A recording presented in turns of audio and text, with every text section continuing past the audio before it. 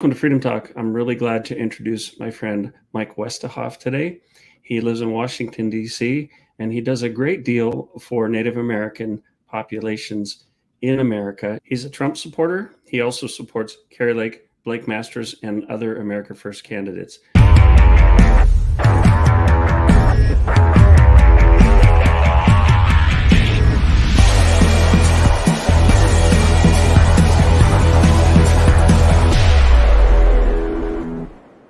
Mike, it's great to have you here. I know we've talked a few times online. Really good to speak to you face to face. So thanks for coming to Freedom Talk today.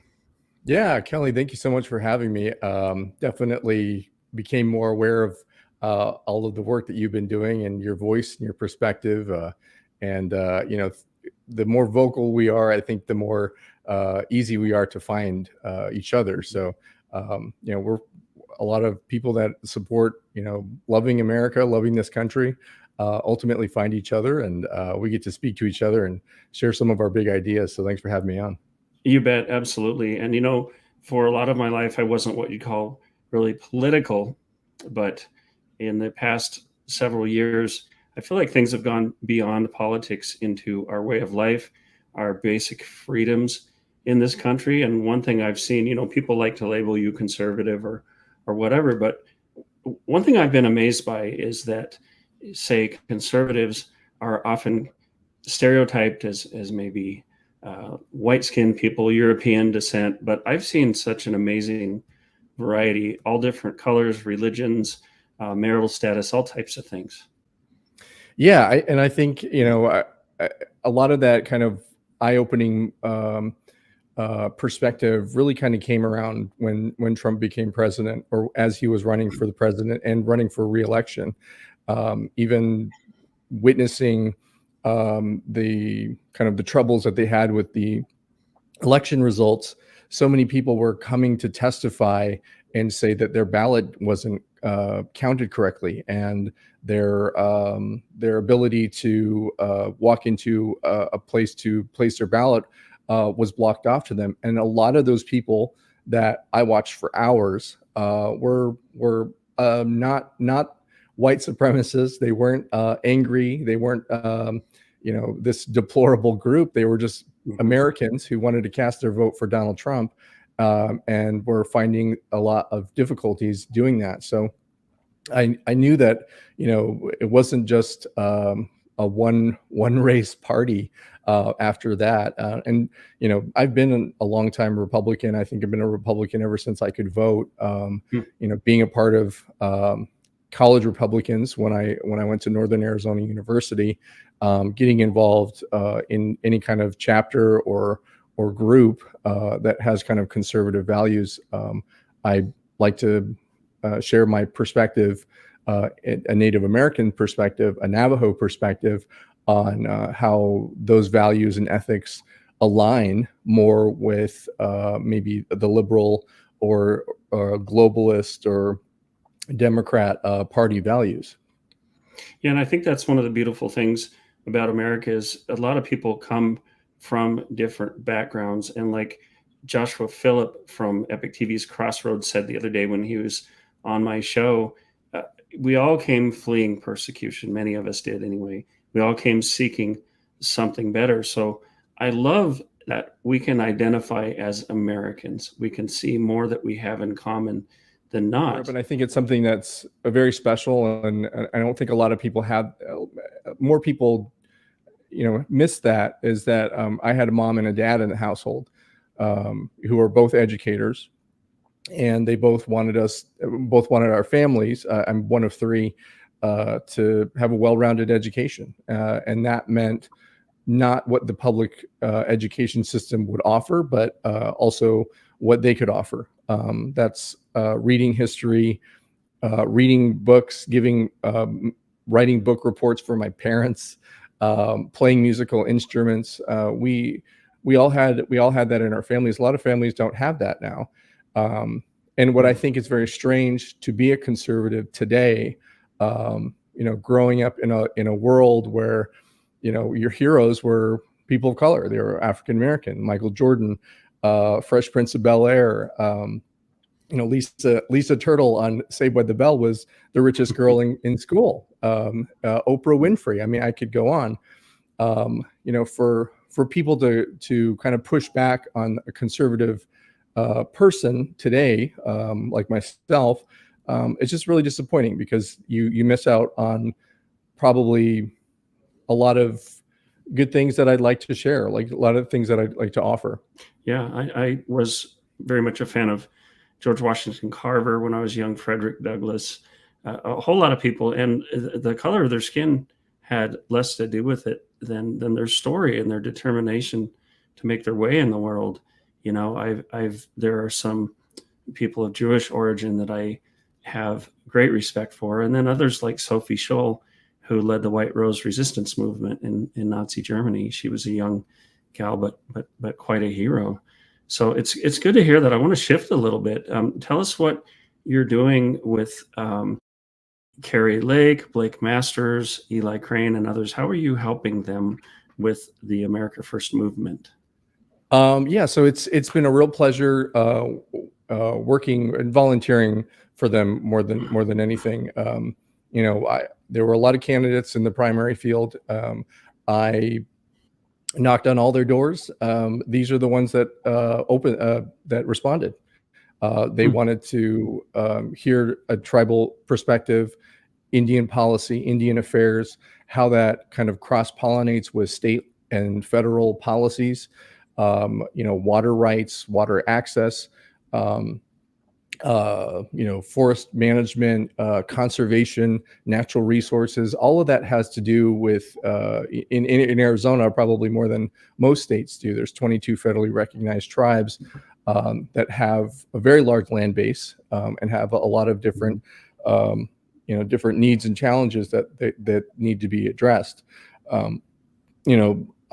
Carrie immediately responded back that she wanted to be a part of that. So, I didn't have to turn on too many light bulbs or provide too much education to them, because they had a real understanding of tribal sovereignty, of nation to nation relationships. And so I'm really happy that, I'm working with Carrie Lake, Blake Masters, Eli Crane, who's in Congressional District 2. That's a lot of the Navajo reservation. So, I'm helping, those candidates meet the tribal citizens of Arizona. So, it's not only Navajo people that are in Arizona, but we've had good meetings with the White Mountain Apache tribe, the Akshan community. We've had a meeting with the Intertribal Council of Arizona, and we're having another meeting down the road with them. So we are making some progress. We are making the right introductions, and I think we're having a respectful conversation now. I really believe these candidates are going to win. Carrie Lake's going to be the next governor of Arizona. Tribes, we would love to have that conversation with how we can be good partners and how we can support sovereignty. I mean, that's what America First agenda is all about, is local sovereignty, state sovereignty, individual sovereignty, and that includes tribal sovereignty, of course. So we're having that conversation with them, and it's been fun. I'm getting to meet a lot of good people, and understanding how a lot of these issues intersect with each other, natural resources, into any kind of economic development opportunity that they want to pursue. Carrie Lake has a big agenda for what's coming for Arizona, and she doesn't want to leave anybody behind.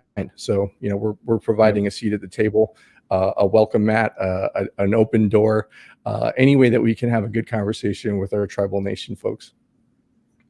Sure. And that's a beautiful thing. It's really, in my mind, decentralization. You get further and further away from large government all the way down to, like you said, individual sovereignty, but definitely tribal sovereignty. And I think respecting one another's boundaries and learning to live together. The other side is really taking the opposite approach of centralization, first to the federal government, but really to a global agenda, global leadership, erasing borders. I wanted to ask you, Mike, how do you perceive the way that, say, the conservative side treats Native peoples versus the left? What's your perception of that? Um, I mean, every time I meet somebody who is conservative, I'm welcomed with open arms. It is a loving place. It's a great place to feel comfortable around. I think there's, that perception probably led by mainstream media that tells maybe liberal people of color that there's a division there. And I think that's a really kind of dangerous way to have a conversation, is based off of information that's not really there. The conservative movement is really one that values character, values commitment, values faith, values ethics. That's what a lot of people are, and I think we were seeing a lot more Latino turnout, African American turnout, even Native Americans were turning out to support President Trump. I think he was a great gateway to kind of a more, a conservatism that really had meaning to it. And I think a lot of Native Americans, Navajos, who maybe more on the Christian side, really did appreciate the opening of the embassy in Israel. I think they thought that was a big moment for. There is a lot of conversations about tribes and Israeli people. There's a good partnership there, and I want to see that continue. This actually just happened on social media. A professor from the University of Arizona was, and this is kind of a larger conversation about collectivism, is that she said, well, we stole the Native Americans' land. We were really mean. And she's not Native American. But somehow she absorbs that American story that we took Native Americans' land. And if this woman wants to speak for my community, she's more than welcome to let me stay in her house. And I don't think that she's going to want that to happen.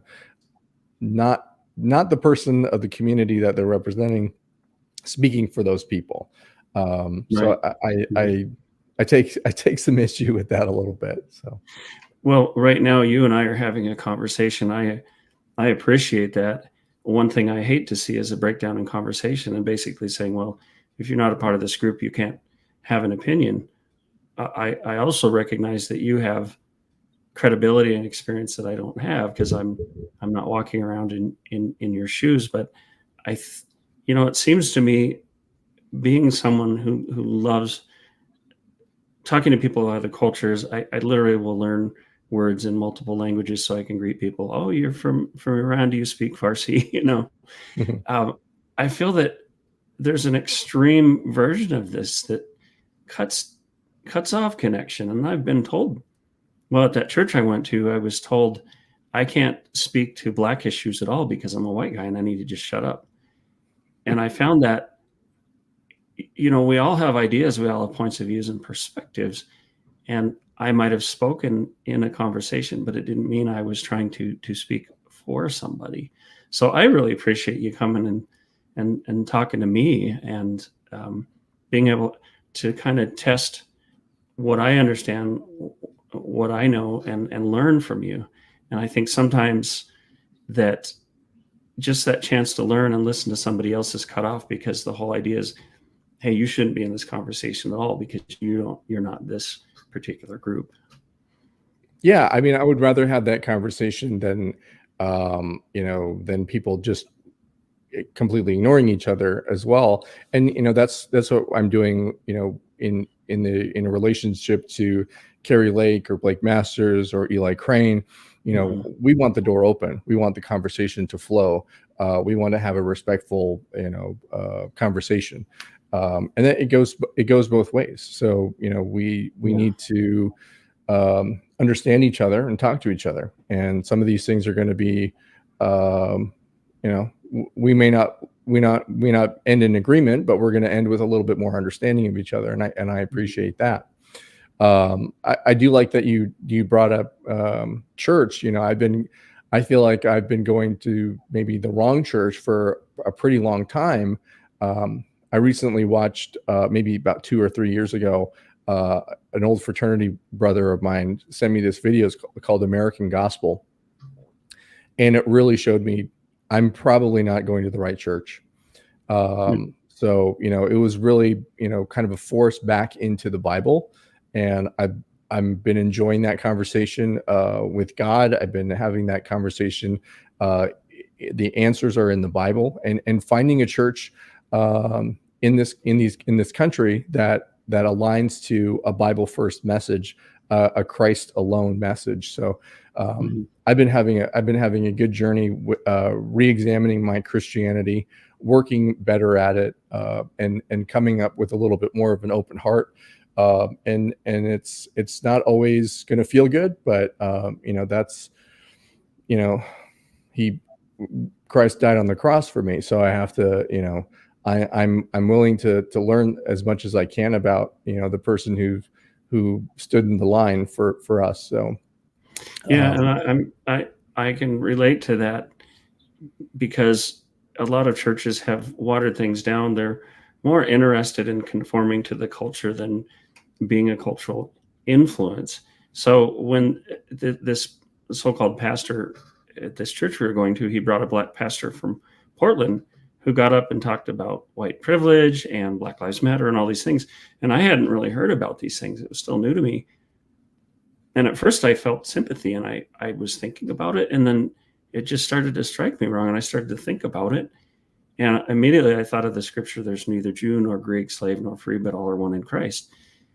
And that was when I friended this man on Facebook, and I started just entering the conversation. And I brought up that scripture, and I said, I don't know if I agree with some of the aspects of this. And I got jumped on mainly by young white people.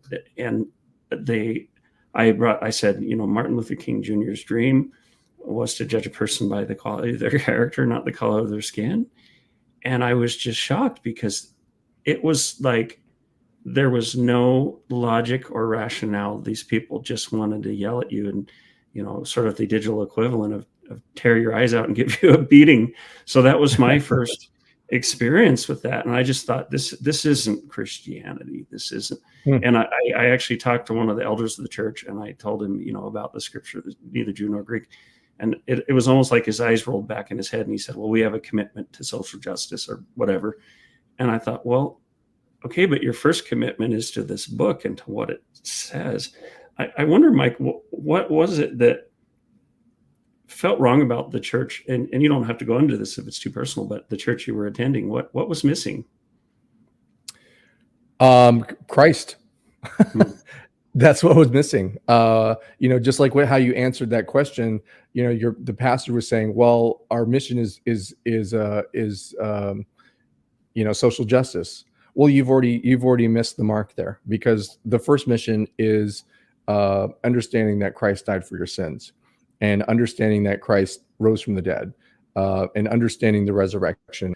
If any church does not tell you that first, then you probably might be in the wrong church to begin with. So, I've been going to a church, and there's a Baptist church I've been going to, but it's everyone brings their Bible. And, if I go to this other church, it's, all right, everybody, open your Bibles. And I love that. And I've been to a church where they're, talking about the holidays, or they're talking about, this particular person who needs to, get enough signatures for this kind of community thing that they're doing. And I think that's good, but it's not Christ's message. And I'm on a mission, I guess, to find the right people, to get the right people in the room, to have that conversation, to have that tough conversation with people about what Christianity really means in this world today. And I think too many of us in this country have fallen away from that. Not only are we kind of going the wrong kind of form of Christianity, but we're also may not even be acknowledging Christianity at all, which I think is quite a shame. And I think that's leads to this kind of political divide. And I'm really glad that the people that I've gotten to know are prayerful. They're Bible focused. They're Christ minded. And I love that. So, it's finding those people, opening your heart and letting Christ in allows you to get where one needs to get throughout this world before we go to heaven, if we're so lucky. Yeah, I grew up in a church where we kind of wore out the pages of our Bibles. That we'd hear a sermon and it could be 20, 30 scriptures. What I experienced at other churches in more recent times was maybe one or two scriptures and kind of a self-help message.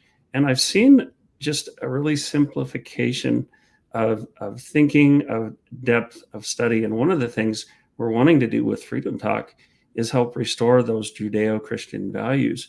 And our tagline is think again, or think again, getting people to actually dig deeper, to take some time, put down the social media, stop looking at memes for 2 hours and open books, open your Bible, open commentaries, read some C.S. Lewis, N.T. Wright, because these are people who really, really delved deep. So I think one of the problems we have in our culture right now is this shallowness and distraction. And if you look at letters that people wrote, say in the 1800s, man, they were eloquent and expressive. And now, we communicate in LOL and OMG. But it's good to see that, and I hope we're seeing a movement back toward a more profound, reflective lifestyle. I think we've moved away from that. Yeah, and I being a part of this, helping the candidates out. This is all kind of happening at the same moment right now. I mean, it's a big mixing bowl for me right now. I'm helping conservative America First candidates get into Arizona, help them make good connections, real relationships with the tribal nations in Arizona. I'm also re-examining my faith, my values, and where I need to be in the next few years.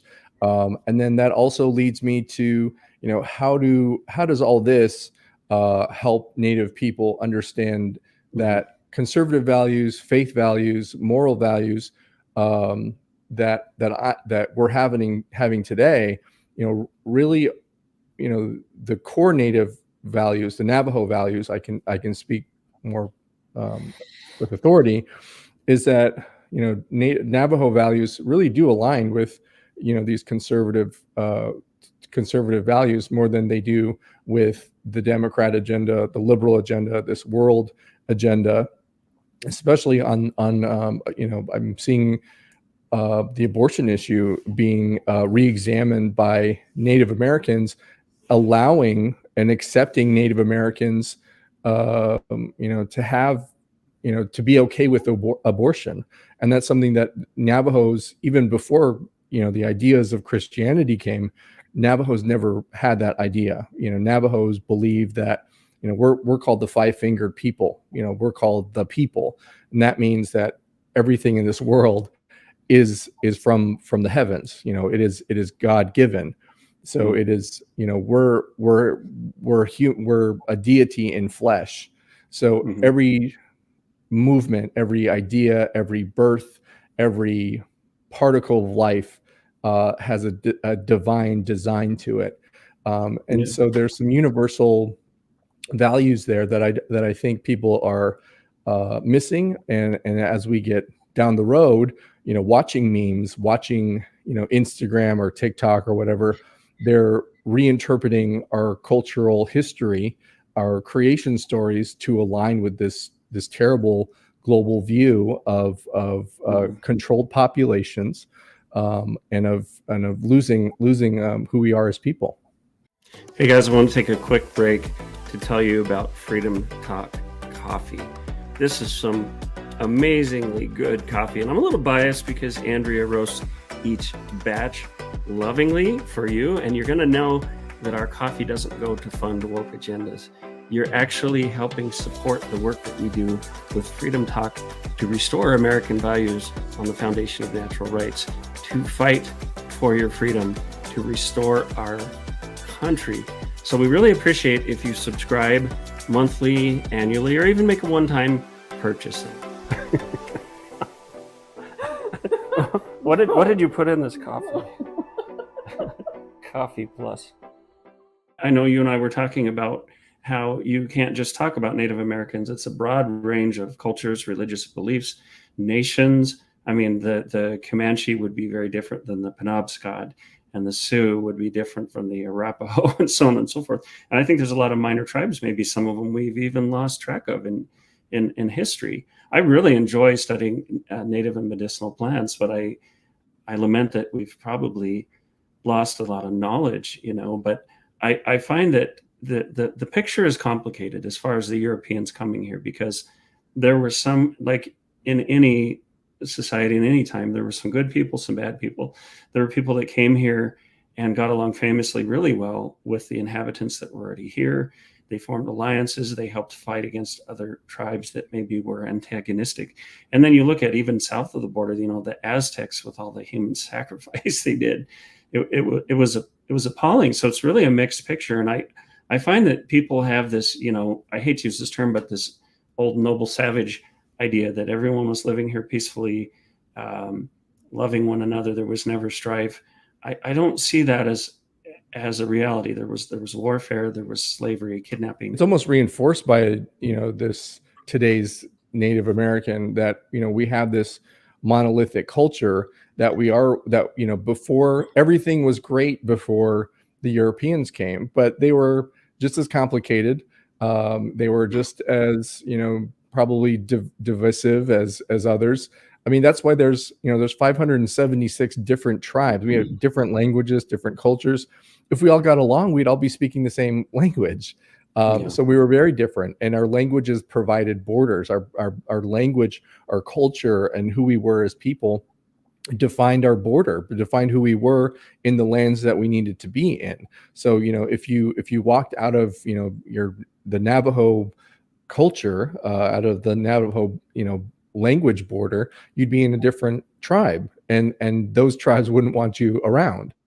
So we still have that. We still have an idea of a border, and I do hope that more Native people understand how important that is for the sovereignty of our country, means the sovereignty of our tribes.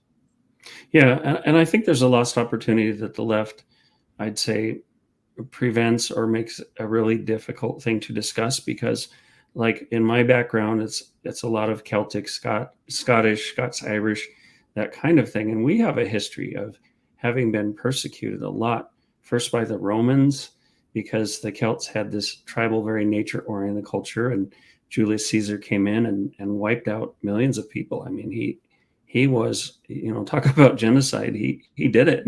And then to the English and others. And so, we had the Irish potato famine. We had some slavery of I would say slavery of Irish people, and so on.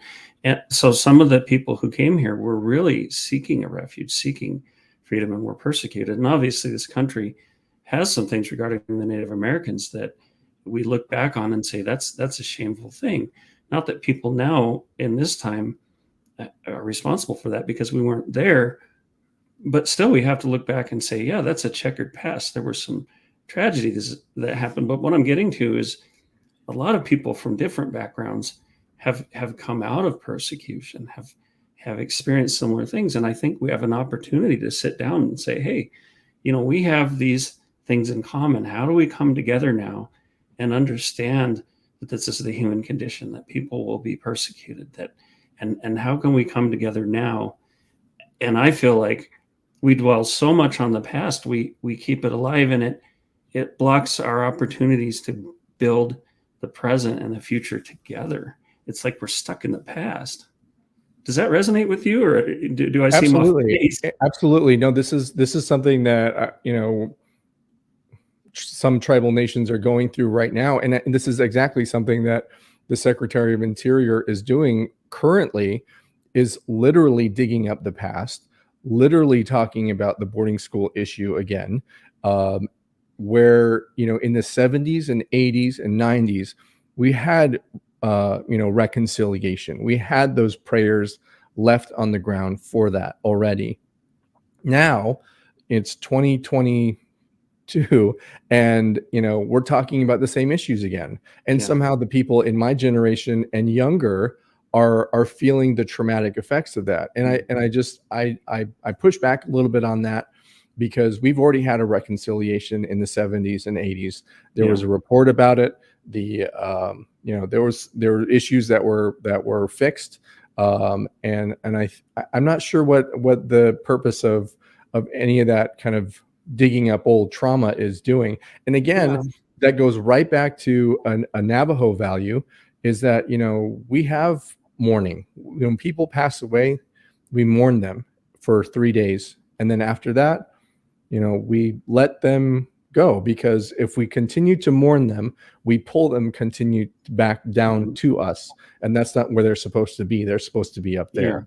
Yeah. So I have 5 kids. 2 are older and out of the house now, and then I have 3 younger ones. But one thing I've always done with them, say if they would fall down on their bike and skin their knee, I would go up and comfort them and make sure they're okay. But then after a while, if they're carrying on, I say, okay, get back up on the bike. What? But I need you to carry me home. I said, no, get back up on the bike and keep riding. And I think this is an important part of the human experience, that we all go through tough things. We all go through trauma. And sometimes, I don't care what color or race you are, people go through some gnarly things. My mother committed suicide in front of me when I was 10. But you can't relive that forever. At some point, you have to get up and get back on the bike. And I feel like that's what the left, and I want to ask you, and I think I got a partial answer on this, but how do you feel that the left keeps bringing those things up? Does it hurt? Yeah, well, I don't think it has so much an effect on me, because I think I've probably felt, I think I've already come to terms with that healing. I've already come to terms with the past traumas of, not only myself, but like of past generations of Navajo people. And I'll get into I'll circle around this, but my grandfather was a Navajo code talker. I celebrate that. I love that. You said, I think that's so cool. Yeah, and That's amazing. he came back, and he didn't do too well. He was an alcoholic, and he passed away of that. I've come to terms with that, and even my own bouts with alcoholism. I've been 3 years sober. So we're all going through these kinds of challenges ourselves, but we heal where we need to heal, when we need to heal, and we can't keep dragging people back to. I compare this to a funeral.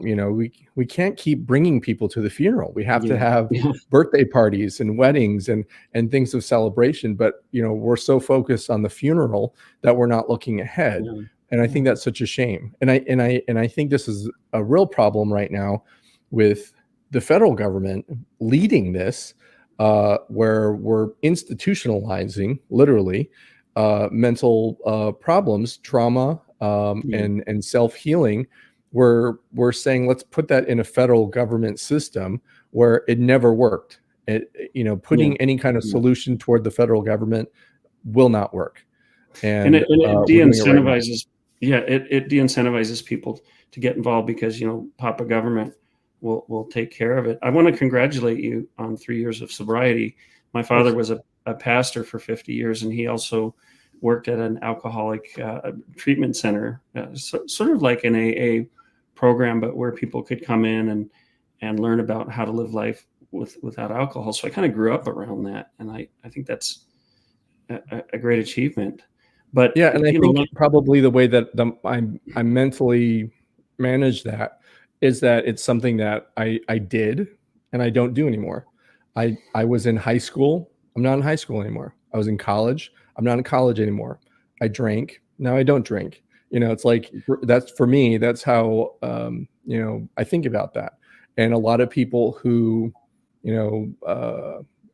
successful people are don't drink alcohol. And it's just something they don't do. And that turned me on to, it's okay to be sober. It's okay not to drink. It's okay not to go to happy hour. It's okay to, have dinner without a drink. So right. That's great. I definitely want to continue and talk more.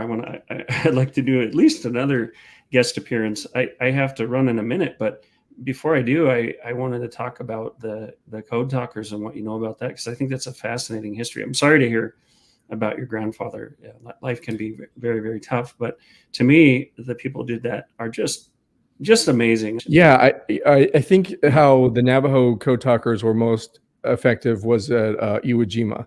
The Japanese were, Navajos were not the first code talkers. They had already used, I think, Lakota code talkers. But in those cases, and maybe even up to some Navajos, when they first started it, I think they were doing literal translations. So maybe they were speaking Navajo for a bit, and the word for tank was tank, and they were using the English word for tank. So the Japanese did know that Americans were using Native Americans to code their communications. But what made it unbreakable for Navajos is that we were using words interchangeably, or excuse me, in translation to other things. So what may sound like gibberish, even in Navajo, made sense to the code talkers who are sending and receiving communications, and none of that communication, none of that code was ever broken. Wow, that's so cool. Maybe we can talk about that more soon, but I just want to thank you, Mike. I feel like we could talk for hours. I appreciate your perspective. Yeah, and you've probably done a lot of things that we've done, in conservation, forest management, any kind of history. I think your history. I think I know a little bit of mine, but we're always learning together. So I cherish this time with you, Kelly. So thank you so much for having me. Likewise, thank you. Yeah, I did work a lot with forestry and conservation, and I know a lot of people who went through some of the programs I did in school ended up working for the tribes. And I was on the Watershed Council, the Soil and Water Conservation District. So I did also interface with the tribes because we shared the same watershed. But another topic for another time. Mike, thank you so much. Have a great weekend, and we'll talk again soon. All right. Thanks, Kelly. Thank you. All right. Bye-bye.